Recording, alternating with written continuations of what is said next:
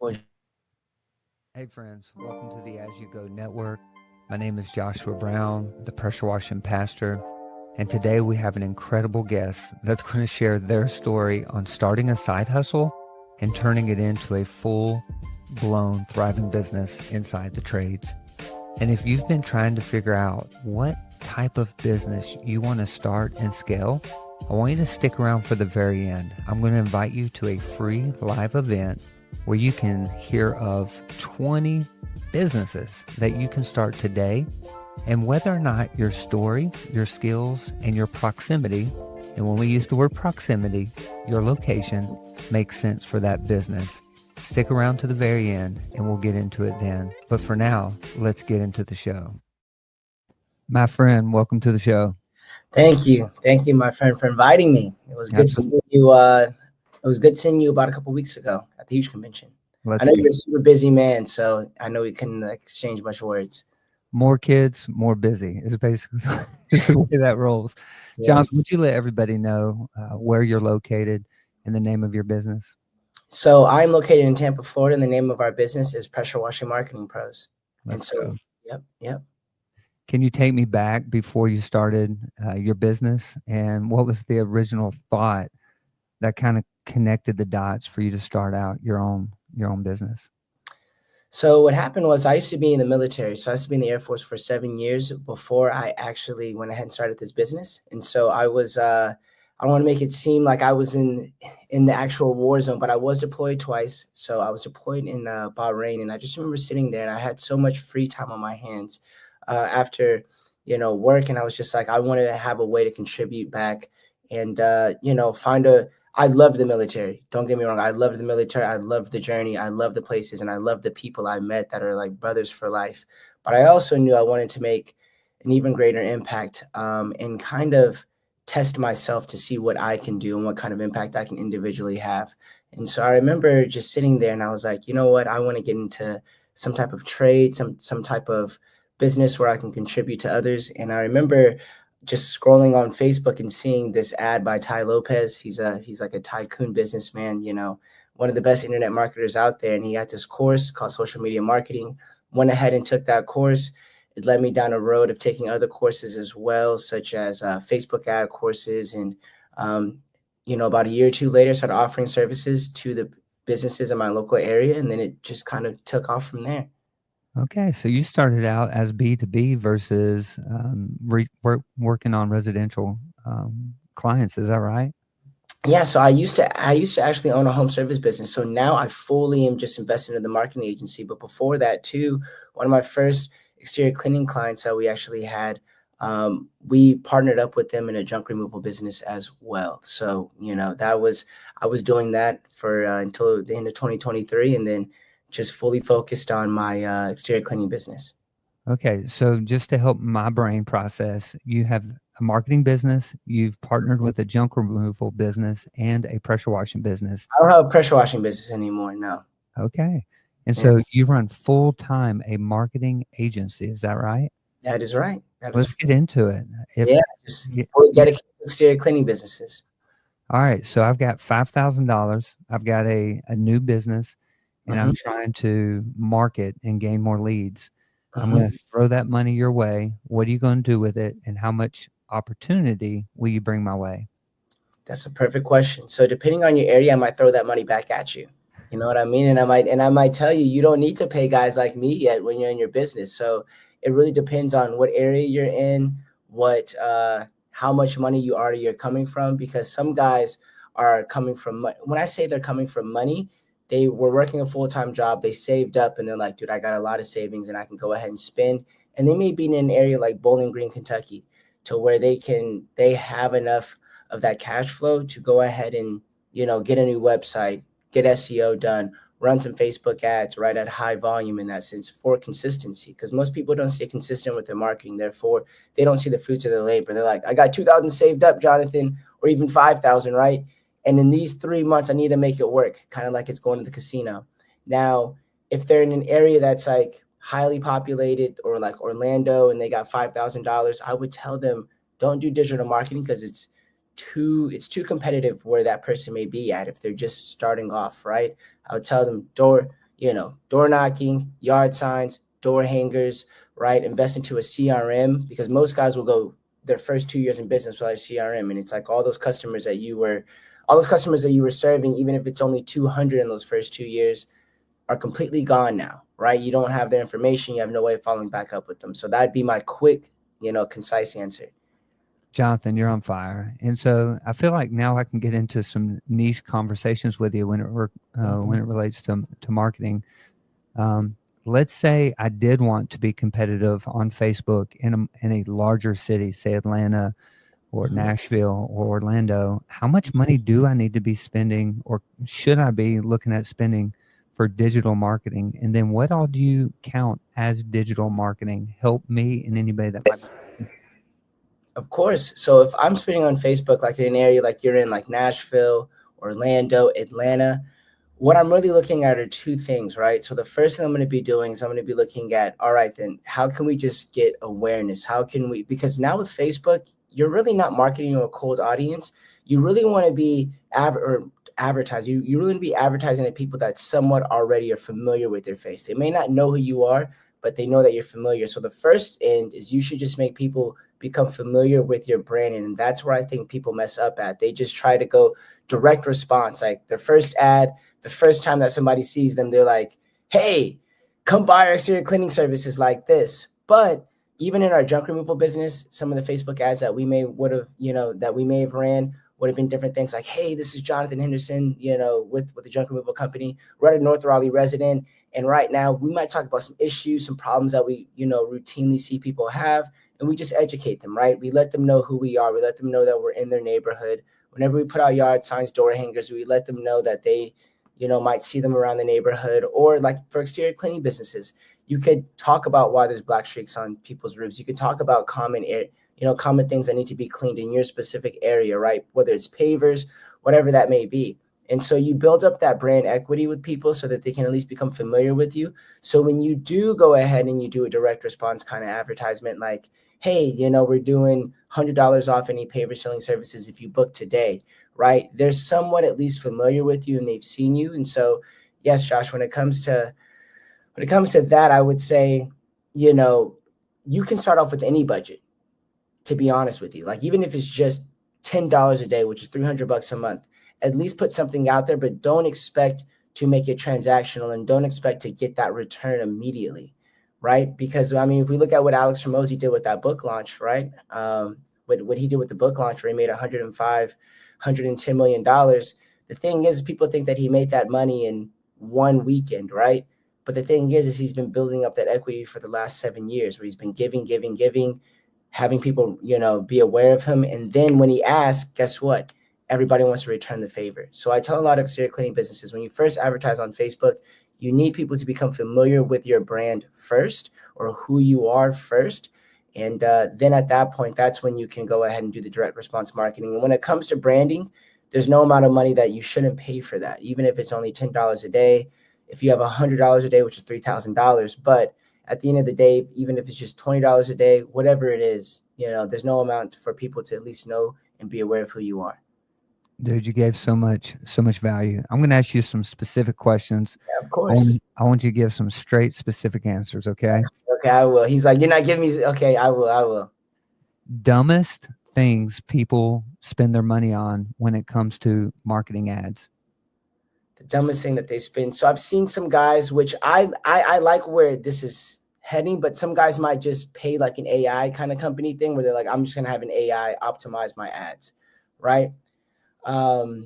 What's another thing that I see? I see guys that will spend money on advertising, and I don't want to call it dumb, but the thing is that it's just going to be like it'll be like a graphic, right? They don't put much effort into it. They don't get behind the camera. So if you're not behind the camera, in my opinion, any kind of money that you're putting towards Facebook ads or any kind of advertisement, besides like Google ads or something that where people are looking for you, but we'll specifically talk about Facebook ads a little bit. If you're not putting your face behind that, guess what? You're not going to, it's not going to necessarily be as transactional, or it's not going to be as effective, I should say. Yeah, so not getting in front of the camera is one of them. Thinking AI is going to grow your business.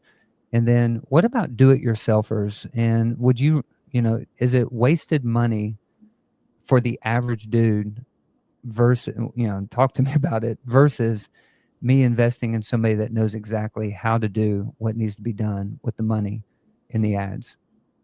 That is a great question. And so I believe I've always come from this mindset, right? You should be familiar with certain things. So for example, for me, I don't really know.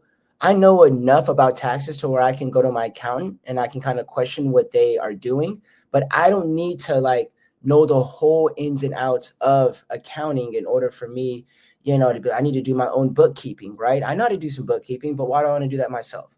I know some taxes, but why don't I do that myself? And so what I think guys should do, especially on that journey when they're first starting golf, is become familiar with the basics of Facebook ads, become familiar with the basics of SEO, website, and marketing, because a lot of guys get ripped off, right? And they say, well, this agency didn't do what they needed to do. And it's like, well, you had the improper expectations because you've never even dabbled in it yourself. So you don't even know, you can't be grateful for the results that you're getting, or you don't know what to base it off of, right? And so I tell guys all the time, as I say, yes, you can go ahead and outsource that stuff, especially the bigger companies, because that they got too like your company, man. You got too much time making money. You don't got enough time to be looking at your website stuff, all of that, right? And so I always tell guys, know enough about it, number one, right? And then after that, you can go ahead and outsource it. But don't just go in there just blindly not knowing anything about it at that point. You want to be familiar with it. All right, are you married? I'm not married. I do have a girlfriend that I've had for the last 3 years. So, Your that's girlfriend's that brother, way. your girlfriend's brother gives you a call and he says, "Hey, I don't have a lot of money. Would you mind just giving me 5 things I can do to grow my business?" Hmm. You're So gonna help? what yeah, no, understandable. If he had no money, I'd probably help him out, right? I'd probably go, hey man, I got you. I'm just joking. But what I would say, 5 things to go ahead and grow his company, man. So number one, I would say be consistent. That's one thing that I tell people all the time when it comes to anything that they're doing. I'll hear guys that are making like $50,000 a year in their business, and I would say just be consistent with your sales action. Number two, focus on the correct things. As you may know too, some people might go ahead and buy the wrong equipment. They might go ahead and invest too much into equipment, right? And they don't have the marketing behind that. Number three, what I would say is, as I talked about earlier, educate yourself. Educate yourself fully in that sense. And so that means that doesn't mean that you need to be an expert on Facebook ads. That doesn't need, you need to be an expert on SEO and websites, but at least familiarize yourself with that so that when you do have that money. And then number four, I know you want five, but these are the 4 things I usually tell guys anyway. And I say just work extremely hard, because if you work extremely hard, you're consistent, right? You work extremely hard, you're consistent, and you know the timing of which you should do things, like when you should buy that equipment, when you should invest in a digital marketing, and these different things, and you'll be successful. Because as you probably know, the first making the first $100,000 like a year in your business, and everybody starts from somewhere. Everybody starts from somewhere. So I don't want to downplay it, but that's just truly just hard work. Making like the first like 8 to 10K a month, that's just truly consistency and hard work. And I believe anybody can get there. And I know a lot of guys struggle in the exterior cleaning industry to even get there a lot of the time. When you say be consistent, can you give me a couple of things that I can do to generate leads, whether it's inbound, outbound referrals, or affiliates? What can I be focused, consistent on to be able to grow my business or to bring in some leads? What stage of business are we talking about? What stage of business do you want to be people at? What stage of You, business? we're still in, I think you're still in startup in the first 2 to 3 years. I feel like until you break year 3, you're still trying to figure it out. So within the first 3 years, you're trying to break, let's say 150 to 200K. Okay, perfect. I love that. So what I would do when I say be more consistent with sales actions is that a lot of guys will focus on just waiting for inbound in that, or like paying a digital marketing company. So first thing I would do, number one, is I would get a CRM. Number one, that's like one thing that I would go ahead and do immediately. Number two, the next thing that I would go ahead and do is I would door knock. And I would put yard signs and door hangers, and I would pick specific neighborhoods that I'd be working in that I would want to build equity in, right? So I wouldn't just try to put our yard signs everywhere around the city. You know what I mean? I'd pick a specific area, because why would I do that? If I have a door hanger and I have a yard sign in a specific neighborhood or a couple of neighborhoods that I'm frequently, consistently, I might go knock on the door, and guys are so afraid to do free jobs. I would go ahead and I'd pick somebody and say, hey, I'll do a free job for you.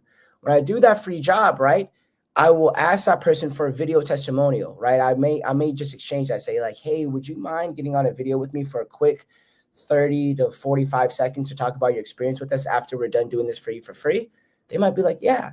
And then after that, I might ask them if we did a good job, make sure you do a good job. I might ask them, like, who else do you know could use this service? Not do you know anybody, but specifically, who else do you know that can do this service that we can, like, do you have any best friends? Like, Mandy, do you have any best friends in this neighborhood that can also, experience our awesomeness as well? And she might say, yeah, Jim and, these guys over here can definitely use your services. And before I even do the job, I might do a fob around. I might knock around the other areas beforehand. I might be like, hey guys, I'm about to do, Maggie's house right here, just in case there's any bleach kind of stuff, just in case we're making too much noise, just want to make you aware, and then that introduces some conversation I might be able to have with them, like, hey, have you ever gotten exterior cleaning services done before? And I would do things like that. And then I would consistently build my business, because at that point, guess what? That video that I just got from that customer, I can go ahead and use that for Facebook ads. I can use that for my website. I can use that for my estimates that I send people, and I can have that embedded so that people can know how that is. And guess what? Once you build that treasure trove of, proof, and even when you go in that specific neighborhood, when you're working in that neighborhood consistently and people see you, even when you door knock, you can just say, hey, do you know Mandy down the street? It gives you more of that social proof. So now you're taking over that entire neighborhood. And if you consistently do those actions when you're first starting off, then there's no reason as to why you shouldn't be at 100K, 150, 200,000 and more, or have a solid foundation for your business, to where then you can use your money to buy back some of that time with things like digital marketing. Yeah, so good. I appreciate everything you just shared. I'm going to share with you my walkaway. You really said, get a script together, get a plan together, and work it. You don't want to just fumble through it. You kind of want to have a follow-up plan for every customer, every lead, every opportunity, and be hungry, be persistent. You've got kind of a dog mentality where it's like, hey, let's go get it. Let's get after it. Let's go. Because nobody's going to care about your business as much as you are. And you've got to take the responsibility to love your business and understand it, even if you're not the who that knows the how on how to do everything. All right. So final question for you. And what are you most excited about as it relates to website, CRM, or marketing when it comes to AI? The biggest thing that I'm excited about is going to be the efficiency, right? So when it comes to AI, you can be extremely more efficient. So just one point in case of what we do for our clients, for example, is that I'm able to have like a 2-hour onboarding with them. And instead of having a person that would manually take notes and do different things like that, guess what? I can just transcribe that entire conversation that I have with that person, put it in ChatGPT, and I can get all of their overviews of everything that they're doing, right? And so the thing that I'm most excited about is that I honestly love it. A lot of agencies are scared of it, but it should make an agency have more of an impact, bring more value, right, to their clients. There should be more efficiencies in place. And so it should be able to give the client a better experience overall. That's what I'm most excited about. Where can somebody go to find out more information about you and your services? Yeah, pwmarketingpros.com, right? So pwmarketingpros.com or Pressure Washing Marketing Pros on YouTube. We also have a podcast that we're going to be having you on here soon, right? Called Pressure Washing Marketing Podcast as well. So that's where they can find me. And then that's where they can find our next episode, which will be you, so yeah.